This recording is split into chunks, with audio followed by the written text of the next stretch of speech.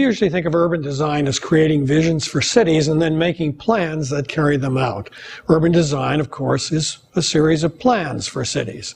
But in truth, the process of designing cities is often a lengthy set of negotiations where designers and public officials try to increase the public benefits that the projects create, and private developers seek to minimize the costs of providing them. What do we mean by public benefits?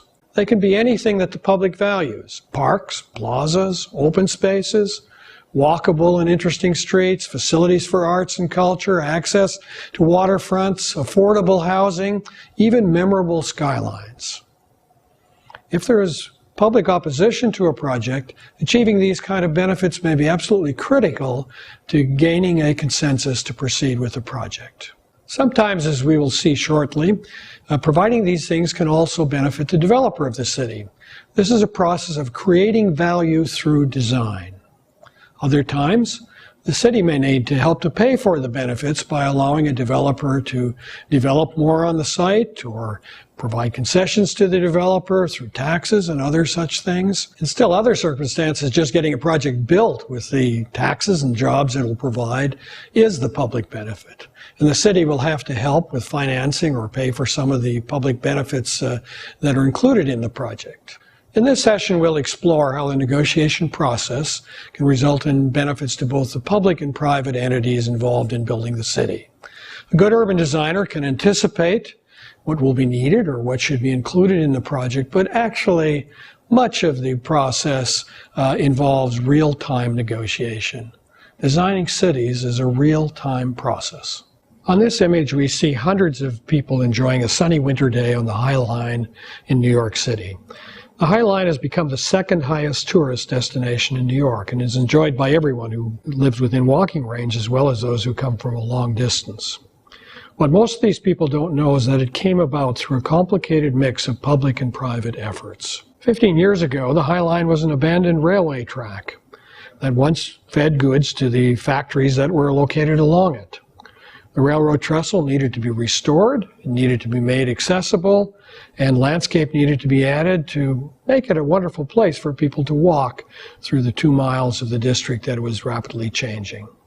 The key to how it was accomplished was by changing the zoning of the area of the city. Developers of surrounding parcels were allowed to buy from the city and transfer the air rights from the High Line to adjacent parcels.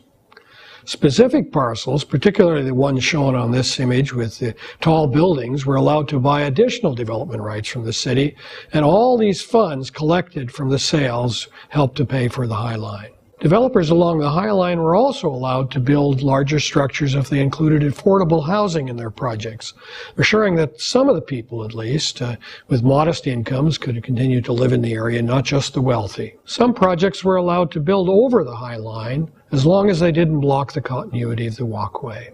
Today, with new housing, new art galleries, and new museums, all stimulated by the buzz of the High Line, Chelsea is becoming one of the most attractive areas in all of New York.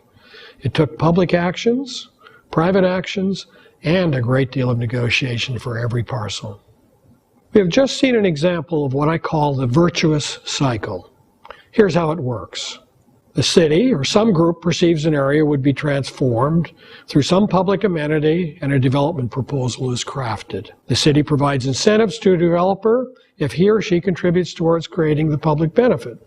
With that money in hand, or through bonds issued with the expectation of future revenues, a new public amenity is created. Its attractiveness increases the demand for development in this area, and then more projects are proposed, and so on, a virtuous cycle.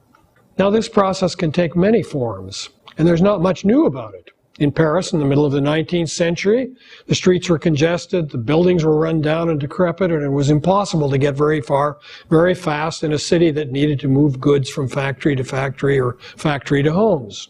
Baron von Haussmann, the prefect of Paris, had an idea that would solve all of these things. Best of all, it wouldn't cost the city a franc, at least in the long run. His idea was to plan and create a series of grand boulevards through Paris, connecting the most important destinations and opening up new areas for development. Now, how exactly did he do it? First, the city purchased the land and the buildings in the way of the boulevard, making sure that it purchased enough land so that the frontage of the boulevards could be redeveloped. They issued bonds to pay for this. Then they built the boulevards. Immediately, the value of the land along them shot up, and they were sold to private individuals who built large structures. It took a great deal of negotiation between the city and the developers to assure that the design was consistent along the street. The revenues from land sales more than repaid the bonds that had been issued. The new developers were happy because it had been impossible for them to purchase large parcels prior to the construction of the boulevards. So both public and private benefited. More than a century and a half after Haussmann's efforts, the boulevards he created defined the character of Paris. There are many other precedents for how value can be created through urban design. In London, it occurred by creating green squares. In 1775, the Duke of Bedford decided to create a square, which he conveniently named after himself, that made the properties around the square some of the most valuable in the city. Following on this successful venture, Russell Square was created by the same family as they subdivided their estates, and it became an important location for hotels and institutions. In Boston, in 1830, the architect Charles Bulfinch persuaded his client, the proprietors of Mount Vernon Street, that the value of their properties would be much greater if they set aside a small area for a park, and they would more than offset the land that they lost. The result was Louisbourg Square, which remains to this day a private park with keys issued only to those who front on the park. And the increased value has only grown over the years. Houses facing Louisbourg Square today command a 60% premium over other grand houses nearby on Beacon Hill. Value can also be gained by allowing buildings to be built higher. Although the amount varies from place to place and depends upon the height, studies we have done suggest that the premium can be 20 to 50% on higher floors in Boston. In Chicago, the increased value is roughly the same, and in New York it's even higher if you're above the height of surrounding buildings. Amenities can also create value for housing at all densities. In this view of new housing in Falls Creek in Vancouver, the residents benefit by having parkland at their front doors, views of the water filled with bobbing boats, and views to the mountains further away. My colleagues tell me that the water view commands the most premium. New units sell for 25% more if they have views of the water than units on the same floor but on the other side of the building. Parks routinely command a premium of 15% in value. Residential buildings can increase in value by about 2.5% per floor as you move up in the building. A penthouse in a 30-story building will be about 75% more valuable than a unit on the lowest floor. Now, what does all this mean? Recognizing the increased values of amenities is perfectly reasonable for a city to ask developers to construct a park or to design their projects so a maximum number of units have views to the water or views to a green space that they create. By allowing buildings to be built taller, more contributions to amenities can be expected from the developers. Cities can use their own development efforts to create value for public lands as well. In San Francisco, the Redevelopment Authority paid for the development of Yerba Buena Gardens, a wonderful park, a contemporary art museum beside it, a performing arts space, and other amenities by allowing the surrounding buildings to be built dense enough and high enough to gain value. Retaining historic structures can also create an amenity, as well as giving a development a special identity. In Shanghai, Xuanland agreed to preserve several blocks of historic structures in the French Quarter and to convert them into boutiques and bars and restaurants. They make money, but the real payoff was in developing tall buildings around the historic area, which are known for their location right beside Xintiandi. Back to Vancouver, where the Woodwards project has been recently completed. It includes a remarkable mix of uses and activities, including high-priced condominiums, office buildings, and retail spaces, but also includes low-income housing, a new campus for Simon Fraser University, and other spaces for nonprofit organizations, courtesy of the money that was earned from the high-priced components. By allowing the for-profit uses to be larger and taller than the regulations would normally permit, the city was in a position to negotiate the public benefits that were included. The key is reciprocity. The developer gets enhanced prospects, the public gets amenities and public benefits. These are some of the things the public can offer: density, development rights, height, high-value uses, use of public lands like streets and alleys, relaxed requirements, expedited development. In turn, private developers can offer many types of public benefits: A good example of this is the Prudential Center project in Boston that consisted of a lengthy process of negotiating for public benefits. Prudential Center wanted to redevelop its commercial space and add new buildings in the seam between two extraordinarily well-organized neighborhoods that are generally hostile to any kind of development, not to mention several thousands of people who lived in the apartments on the same site.